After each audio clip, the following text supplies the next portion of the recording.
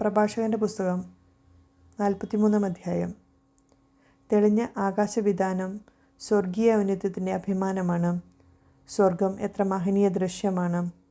അത്യുന്നതൻ്റെ സൃഷ്ടി എത്ര വിസ്മയാവഹമാണെന്ന് ഉദിച്ചുയരുന്ന സൂര്യൻ പ്രഘോഷിക്കുന്നു. മധ്യാഹ്നത്തിൽ അത് ഭൂമിയെ വരട്ടുന്നു. അതിൻ്റെ അത്യുഗ്രമായ ചൂട് സഹിക്കാൻ ആർക്ക് കഴിയും? ചൂള ജ്വലിപ്പിക്കുന്നവൻ എരിയുന്ന ചൂടിൽ ജോലി ചെയ്യുന്നു. സൂര്യനാകട്ടെ അതിൻ്റെ 3 ഇരട്ടി ചൂടിലാണ് പർവ്വതങ്ങളെ ദഹിപ്പിക്കുന്നത്. അത് അഗ്നിശരങ്ങൾ ചൊരിയുന്നു, ഉജ്ജ്വല രശ്മികൾ കൊണ്ട് കണ്ണഞ്ചിപ്പിക്കുന്നു. ഇത് സൃഷ്ടിച്ച കർത്താവ് ഉന്നതനാണ്. അവിടുത്തെ കൽപ്പനയിൽ അത് ഗതിവേഗം കൂട്ടുന്നു. യഥാസമയം സ്വധർമ്മം അനുഷ്ഠിക്കാൻ ചന്ദ്രനെയും അവിടുന്ന് സൃഷ്ടിച്ചു, കാലം നിർണയിക്കാനും ശാശ്വതമായ അടയാളമായിരിക്കുവാനും തന്നെ. ഉത്സവ ദിനങ്ങൾ ചന്ദ്രനെ നോക്കി നിർണയിക്കുന്നു. പൂർണ്ണതയിൽ എത്തിയിട്ട് ക്ഷയിക്കുന്ന വെളിച്ചമാണത്. അത്ഭുതകരമായി വളരുന്ന ചന്ദ്രകലയെ അടിസ്ഥാനമാക്കി മാസങ്ങൾക്ക് പേരു നൽകുന്നു. ആകാശ സൈന്യങ്ങളുടെ പ്രകാശഗോപുരമാണത്. നക്ഷത്രങ്ങളുടെ ശോഭ ആകാശത്തിന് സൗന്ദര്യമാകുന്നു. കർത്താവിൻ്റെ ഉന്നതങ്ങളിൽ മിന്നിത്തിളങ്ങുന്ന അലങ്കാരനിരയും. പരിശുദ്ധൻ്റെ കൽപ്പനയാൽ അവ യഥാസ്ഥാനം നിലകൊള്ളുന്നു. അവ ഒരിക്കലും കണ്ണു ചിമ്മുന്നില്ല. ശോഭയാൽ അഴകുറ്റ മഴവില്ലിനെ നോക്കി അതിൻ്റെ സൃഷ്ടാവിനെ സ്തുതിക്കുവിൻ. മനോഹരമായ ചാപം കൊണ്ട് അത് ആകാശത്തെ വലയം ചെയ്യുന്നു. അത്യുന്നതൻ്റെ കരങ്ങളാണ് അത് കുലച്ചിരിക്കുന്നത്. അവിടുന്ന് തൻ്റെ കൽപ്പനയാൽ ഹിമവാതം അയക്കുന്നു. തൻ്റെ വിധിയുടെ മിന്നൽ പിണരുകളെ ത്വരിപ്പിക്കുന്നു. അങ്ങനെ സമ്പന്നശാലകൾ തുറന്ന് മേഘങ്ങൾ പക്ഷികളെപ്പോലെ പറക്കുന്നു. തൻ്റെ മഹത്വത്താൽ അവിടുന്ന് മേഘങ്ങളെ ഒരുമിച്ച് കൂട്ടി ആലിപ്പഴങ്ങളായി നുറുക്കുന്നു. അവിടുന്ന് പ്രത്യക്ഷപ്പെടുമ്പോൾ പർവ്വതങ്ങൾ വിറകൊള്ളുന്നു. അവിടുന്ന് ഇച്ഛിക്കുമ്പോൾ തെക്കൻ കാറ്റ് വീശുന്നു. മേഘഗർജനം കൊണ്ട് അവിടുന്ന് ഭൂമിയെ ശാസിക്കുന്നു. വടക്കൻ കാറ്റും ചുഴലിക്കാറ്റും കൊണ്ട് ശാസിക്കുന്നു. പറന്നിറങ്ങുന്ന പക്ഷികളെപ്പോലെ അവിടുന്ന് മഞ്ഞു വിതറുന്നു. വെട്ടുകിളിപ്പറ്റം പോലെ അത് ഇറങ്ങി വരുന്നു.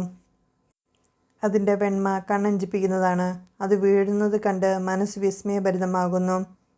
അവിടുന്ന് ഭൂമിയിൽ ഉപ്പുപോലെ തുഷാരം വിതറുന്നു. ഉറയുമ്പോൾ അത് കൂർത്ത മുള്ളുപോലെയാകുന്നു. തണുത്ത വടക്കൻ കാറ്റ് വീശി ജലോപരിതലം മഞ്ഞുകട്ടയാക്കുന്നു.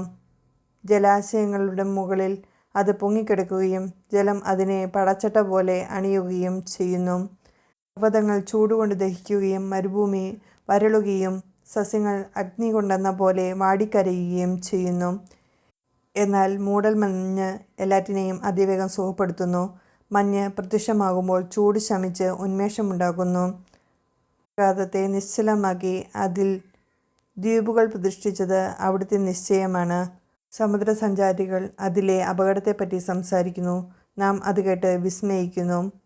അസാധാരണവും അത്ഭുതകരവുമായ സൃഷ്ടികൾ അതിലുണ്ട്. എല്ലാത്തരം ജീവജാലങ്ങളും അതികായങ്ങളായ സമുദ്രസത്വങ്ങളും അതിലുണ്ട്. സ്വന്തം ശക്തിയാൽ അവിടുന്ന് ലക്ഷ്യം പ്രാപിക്കുന്നു.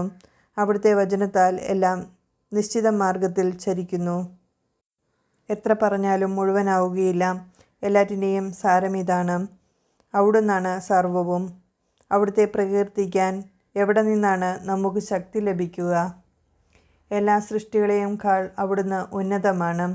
കർത്താവ് ഭയവും ഭക്തിയും ജനിപ്പിക്കുന്നു. അവിടുന്ന് അത്യുന്നതനും അവിടുത്തെ ശക്തി അത്ഭുതകരവും ആണ്. എല്ലാ കഴിവും ഉപയോഗിച്ച് കർത്താവിനെ സ്തുതിക്കുവിൻ. അവിടുന്ന് അതിനും ഉപരിയാണ്. സർവശക്തിയോടും കൂടെ അവിടുത്തെ പുകഴ്ത്തുവിൻ. തളർന്നു പോകരുത്.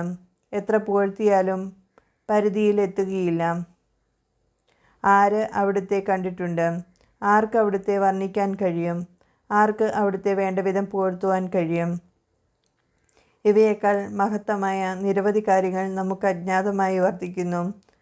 അവിടുത്തെ ഏതാനും സൃഷ്ടികൾ മാത്രമേ നാം ദർശിച്ചിട്ടുള്ളൂ. എല്ലാം സൃഷ്ടിച്ചത് കർത്താവാണ്.